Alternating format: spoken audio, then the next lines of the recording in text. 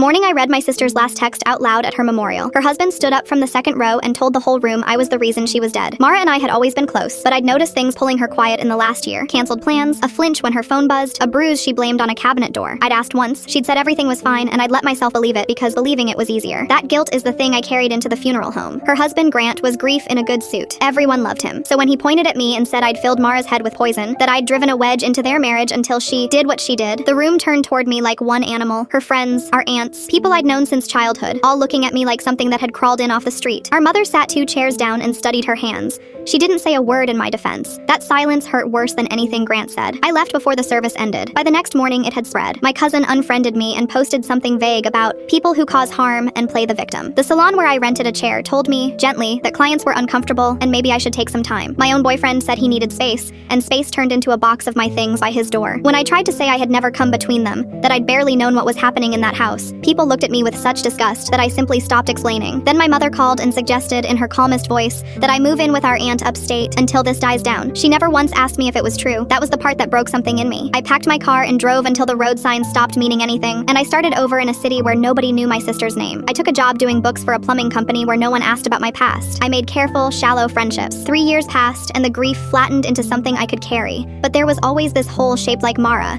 and another shaped like my whole family, and another where my history used to be. Last month, I was finally clearing out the boxes I'd never unpacked. At the bottom of one was a candle Mara had given me 2 birthdays before she died. A scented thing I thanked her for, and shoved in a drawer and never lit. When I picked it up, the base felt loose. Someone had pried out the wax pour at the bottom and pressed a folded square of paper into the cavity. My name was on it in her handwriting. The letter was dated a week before she died. If you're reading this, it means I couldn't get out the normal way, and I need you to know none of it was what they'll tell you. My hands shook so hard I had to set it on the floor to read it. Mara wrote it all down. The slow years of Grant deciding where she went and who she saw, the money he controlled, the way he'd convinced everyone she was fragile and paranoid so that if she ever spoke, no one would believe her. She wrote that she'd finally started keeping records, dates, photos of the bruises, a second phone, that she'd told Grant she was leaving, and that his face when she said it had scared her more than any of the shouting ever had. Then the tone changed, and the cold went all the way through me. Strange things keep happening. My car doors were unlocked when I know I locked them. He said something about how accidents happen to stressed people. If I ever turn up gone and they call it my own doing, I need you to understand I would never leave my kids like that. I've never taken a pill in my life. He knows people. He knows how it would look. I'm hiding this where only you would think to look, because you're the only one who ever asked me if I was okay. The last line took the air out of me. Don't let him be the one who gets to tell my story. I found a lawyer 2 days later, then the detective whose name Mara had written in the margin. It turned out she'd already made one report, quietly, months before. A file everyone had forgotten. Her second phone was still in a lockbox at a bank under my name. A key she'd mailed to our childhood address that our mother had kept without knowing what it opened. I don't know yet how it ends, but for the first time in 3 years, I'm not the one who has to run. I'm the one holding the truth.